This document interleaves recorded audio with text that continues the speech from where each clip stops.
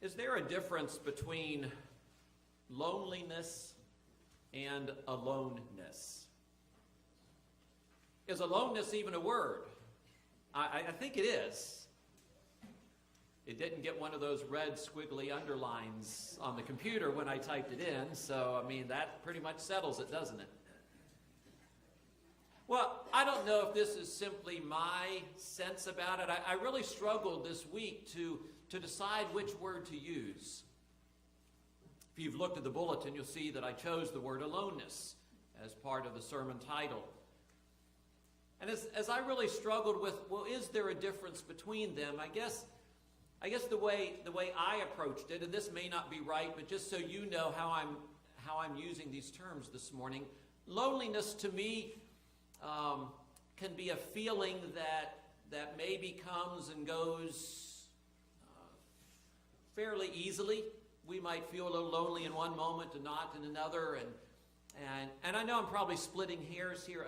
Aloneness to me seems to be a little bit deeper. We might feel lonely and know that we're not alone.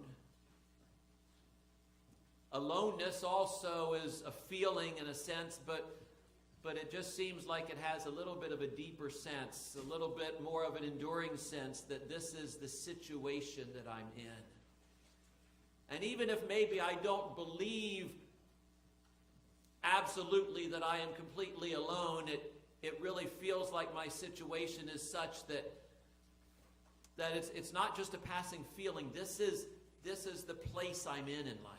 I mean, does that make sense? And so when I'm looking at aloneness, I would imagine that most of us have had some experience. Well, really with both. But not only with that momentarily for a few hours or even a few days, not this momentarily feeling of I'm away at camp, I'm away from my parents, or whatever the situation is, I'm feeling a little lonely. But a little deeper sense of I'm feeling alone in the world, in life, in my circumstances. Certainly there's what we would call a literal aloneness. Alone, by definition, would mean one, you, nobody else. You are literally by yourself, no one around you. Maybe you've had that kind of experience and understand aloneness from that standpoint. It can come, even that, in very different forms. From someone stranded on a desert island, the stuff that movies are made of, and a few real-life experiences, to someone in life circumstance, a spouse has passed on, and now their living circumstance is one of being alone. Yes, there are people next door, but there is a sense in which literally alone in the house. Or maybe it's not a death, maybe it's a change, maybe it's a divorce, a separation, maybe it's the kids have grown up and moved out. There's different things that would lead us to literally being alone in certain settings. But you and I know it goes much deeper than that. We know it's possible to not only feel lonely, but to feel aloneness, even when there are people around us. There is such a thing as relational aloneness. We can be in a classroom full of other students and feel very much alone. Like none of them really care about us. None of them really know us. None of them really like us. We can grow up and be in a workplace, have the same experiences. We can be in a family, we can be in a marriage and have that experience of aloneness. As much as we try to not let it happen, we can be in a church family and feel alone.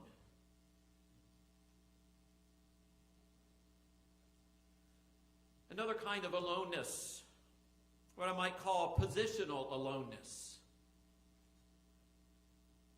Let's think of parents first, a mom or a dad. There's certain jobs, certain tasks, certain things that because of your position, you say, well, okay, a mom, surrounded by kids, how do you feel alone? See, it takes different forms. Sometimes you feel alone in the responsibilities, alone, overwhelmed by all the people that you're responsible for, all the, I need this, mommy this, please get me this, and you're all by yourself in handling that, in parenting perhaps.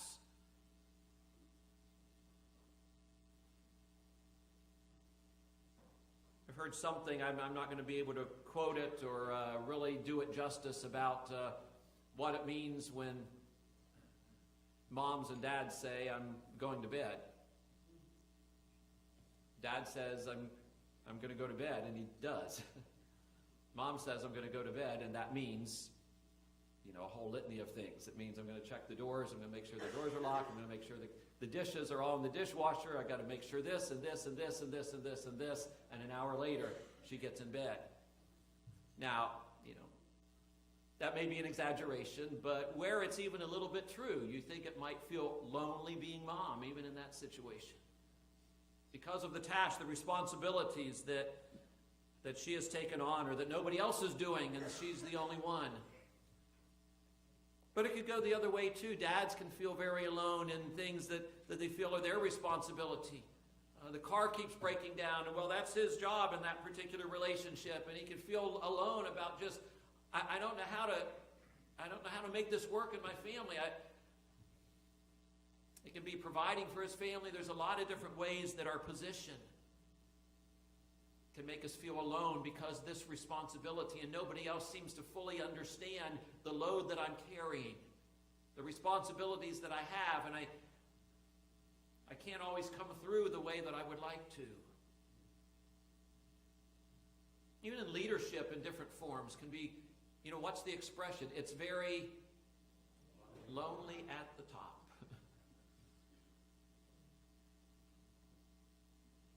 Again, the responsibility, and maybe nobody else really understands. Lots of criticism. Oh, we see it in sports. We see it in all different arenas. It's easy for everyone else to say, oh, you should do this. You should have done that. And it's not always that easy being the one making all those decisions. There can be tremendous aloneness based on responsibility. There can be aloneness that I would call circumstantial. Maybe it's not positions and tasks so much as it is circumstances of my life. An illness. Oh, there might be a lot of other people around us trying to encourage us, praying for us, and that's wonderful and that helps us, but there's a sense in which nobody else can walk this path for us. And there can be a sense of being alone when we realize the difficulties in the path that's our path alone.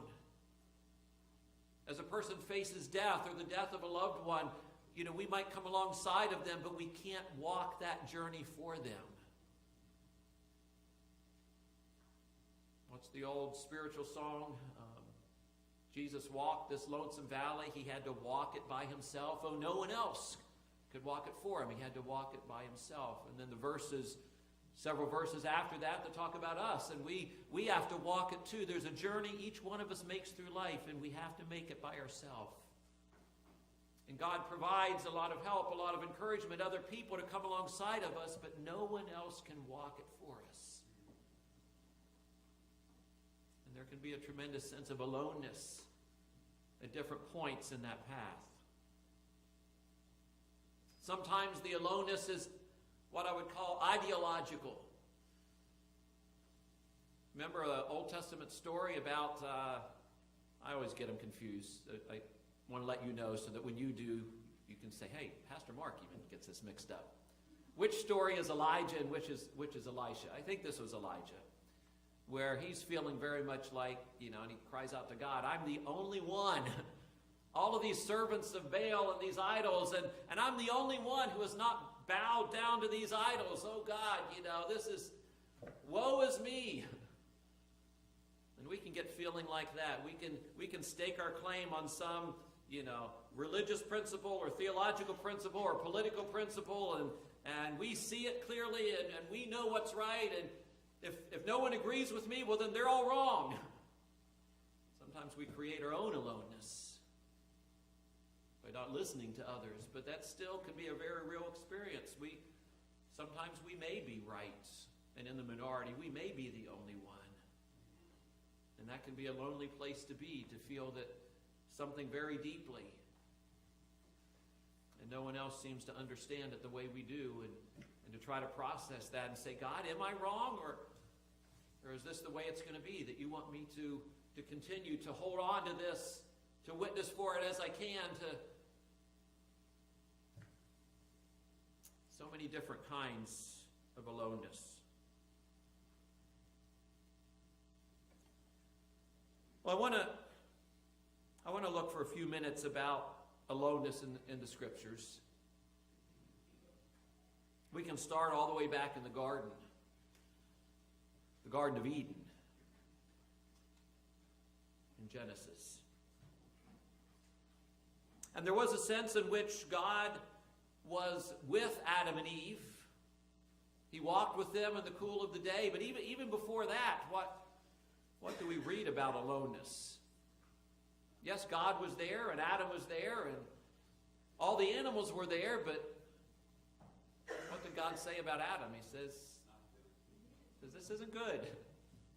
It's not good for him to be alone. So he created a helper who would be suitable to him, provide some companionship. God recognizes that we need relationship, that we need a sense of fellowship, of support, of people in our lives, of God in our life. But even for Adam, it's interesting that God says see, God had Adam, and Adam had God, but God still recognized that Adam needed someone like him. Hold on to that thought. I'm not sure what form God took. I'm not sure what that was like for God to walk with Adam in the garden, for God to talk with Adam. I don't know what that was like, but it was not like it was with Eve. It was not someone like him.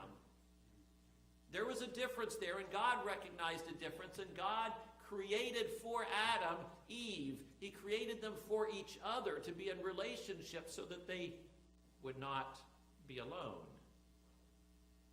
And through them provided for the population of the earth so that no one person need be alone. Well, as we move through the Scriptures, we're going to come back to that one. As we move through the Scriptures, we find different times with the focus on our relationship with God, and we might say, yes, we've got each other, but was that your plan? To give us each other and then you go away? Maybe I'm not alone because I'm surrounded by people, but are we alone? Becomes maybe more of the question. And there are a lot of different things, and we don't have time to go into all of them, but think about Israel as a nation was formed, and the descendants of Abraham and Isaac and Jacob, Joseph and his brothers, and we know the story of how Joseph was sold into slavery and wound up in Egypt, and then the famine, and the family comes down, and he provides for them there, and there in Egypt they grow into a great nation, but things change.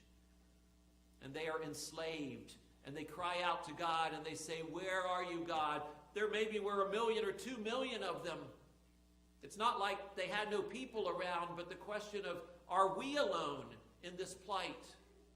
God, you promised to our forefather Abraham, but this isn't what we heard. This isn't what you promised.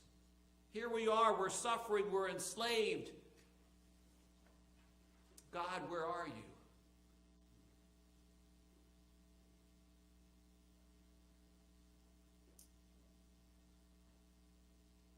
Then God makes his presence known. The wonders, the plagues, through Moses and Aaron,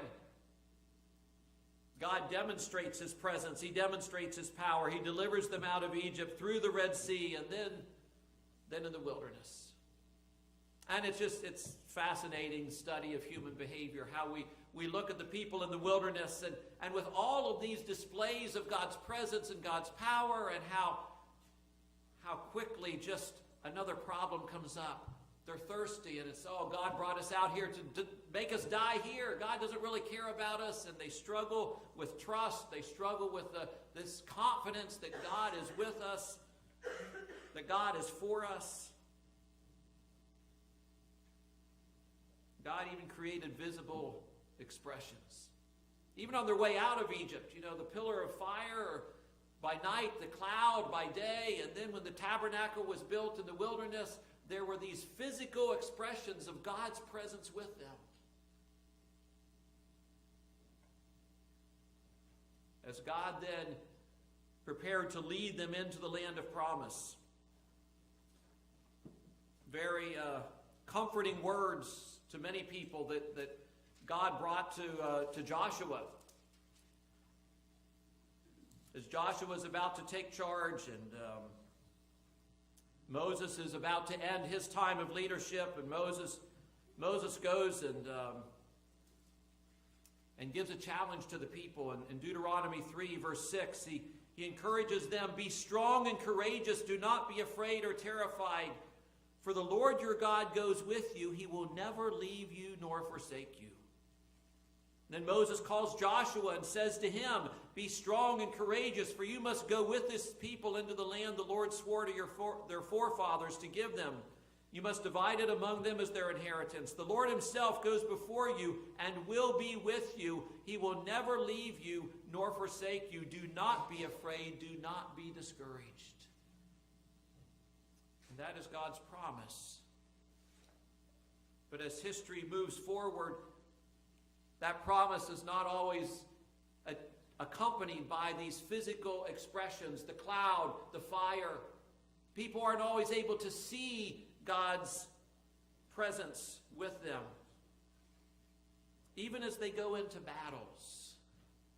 It's interesting. So often the mindset was, the Lord is with us, we won. Say, well, what's the problem with that?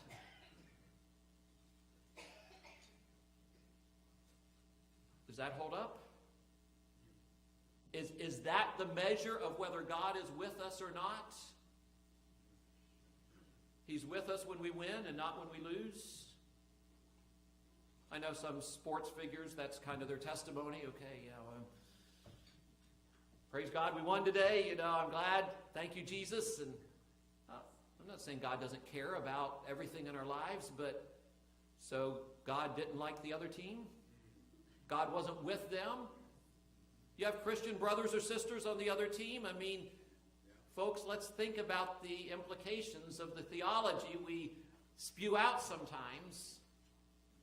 But it was the same for Israel, this sense of when things go well, God's with us. When things aren't going well, then God has abandoned us. And that's human nature.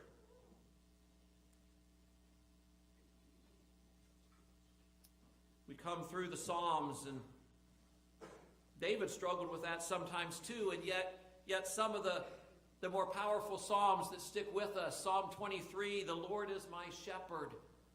I shall not be in want. He leads me beside the still waters. Green pastures. Even though I walk through the valley of the shadow of death." Well, wait a minute. If you're having a hard time, then God must not be with you. No. Even if I walk through the valley of the shadow of death, when I walk through the valley, you are with me. Your rod and your staff, they comfort me. See, that's good theology. But it didn't always stick. A few centuries later, the prophet Isaiah, these familiar words. Notice he says once again, similar to David, when these troubles come, not if.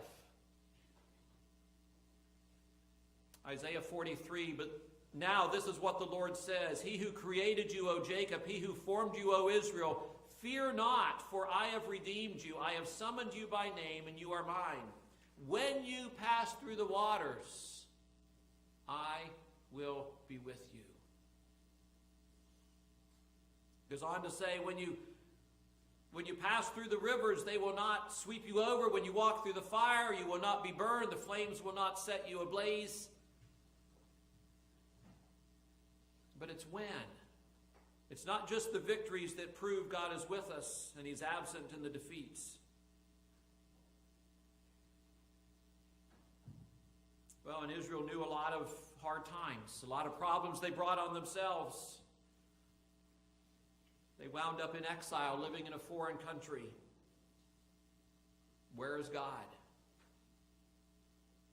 They ended up living under foreign occupation of the Romans. Where is God?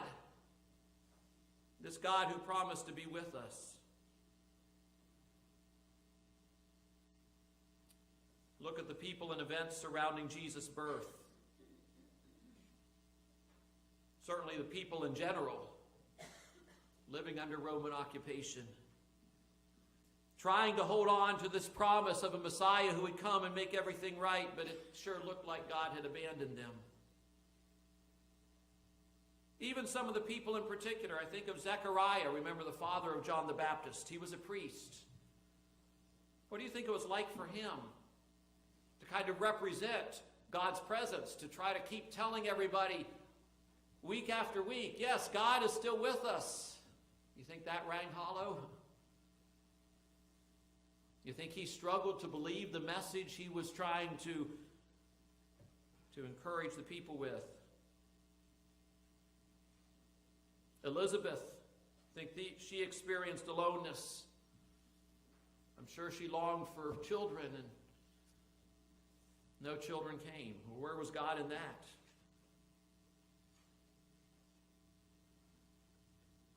Mary, even after the angel appeared to her, and obviously an angel appears, you see something with your physical eyes, and kind of an indication that maybe God's doing something. And even accepting this task that was placed upon her, there must have been times when she felt alone in the midst of that. God, I know you called me. I know you did this. I know I've not been with Joseph. I know there's something growing within me. I saw the angel. I heard the message. But God, where are you? This is hard. I've lost all my friends. My family's turned their back. Where are you? Joseph, sure, he took a lot of criticism too. He struggled with, God, what are you doing? I love this woman, and I thought everything was going to be fine, and now I can't understand what's happened. How could she betray me like this? And then after the angel appears to Joseph, then it's a different kind of aloneness. They have each other, but somehow he has to find his place in all of this miracle that's happened. He's kind of a side note to the story, isn't he? This is something that God and Mary have going on here, and how does he fit in? We try to look at the humanity of those involved. The shepherds, prior to the angel's appearance, they weren't very high on the economic scale. Some have compared them to like trash collectors or something like that. You know, they're just glad somebody's doing the job, but we don't want to do it. Outside of town. Well, the Magi, the wise men, they didn't have any aloneness issues, did they? I don't know, we can imagine. Maybe they were part of a whole community of scientists. Everyone thought they were nuts. I don't know, maybe.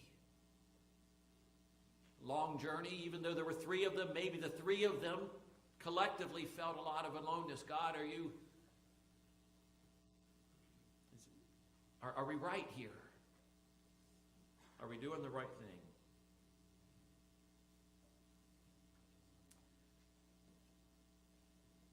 Into all of our aloneness, God enters. God is present. I want to suggest that the greatest miracle of Christmas is the incarnation. The greatest miracle of Christmas is the God who created this universe, the God who created a woman for Adam like him to be in fellowship with him. That God became like us. Read Hebrews talks about that. It was necessary for him to become like his brother and to become like us to accomplish God's plan and purpose through him. The miracle of the incarnation, of Christmas, the incarnation, God became flesh. God became human. God entered a body, all of his fullness. He entered our body. He entered our world. He entered our life. He was born our birth. He died our death. And through it all, and in between it all, he revealed more fully than ever before the character, the power, the love of the Father. And he delivered this message, among other messages. The miracle of Christmas, the incarnation, the message of Christmas. We are not alone.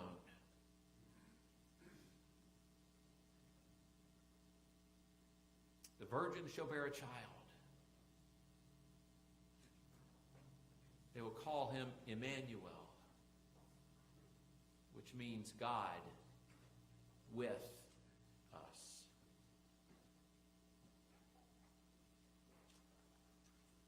Whatever loneliness we may experience,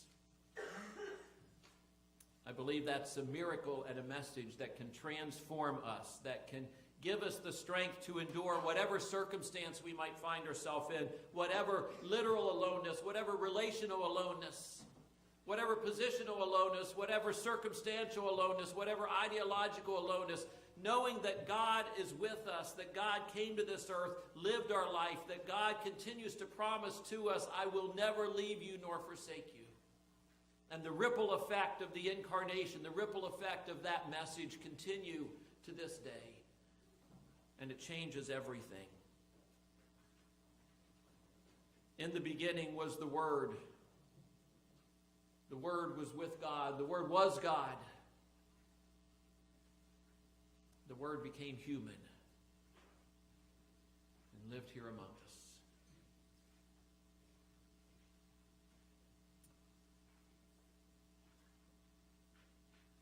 In the silence,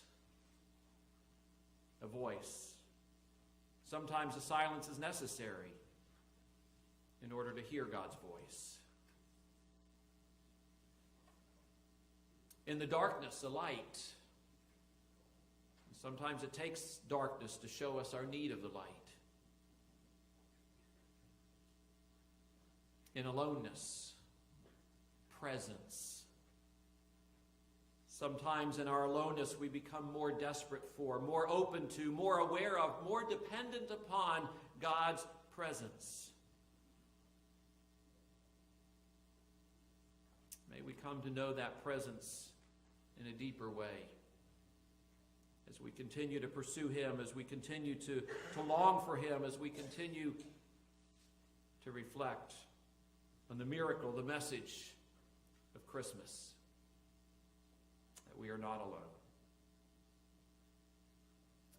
So here's part of the challenge. Besides letting this speak to our own needs, and there's nothing wrong with that, we need to hear from God. We need the light of God. We need God's presence in our life. That's fundamental truth. But God would call us beyond that. God would call us wherever there is silence today, on a large scale or in an individual life, wherever they are feeling the silence of God, be the voice of God. But be careful. Be careful. Don't presume to walk into someone's life who's suffering and start yapping about what they should be doing, what they should be feeling. Be careful. Listen. speak cautiously. Speak from your own experience, but don't presume to understand theirs. Wherever there is darkness on a large scale or in an individual's life, be the light of God.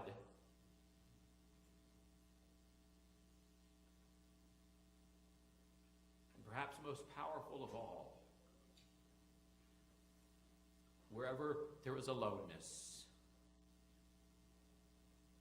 be the presence of God.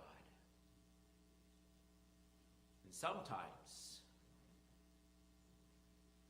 we can best be the presence of God when we sit with someone and keep our mouths shut. And just learn to be. Just communicate more than anything else. You are not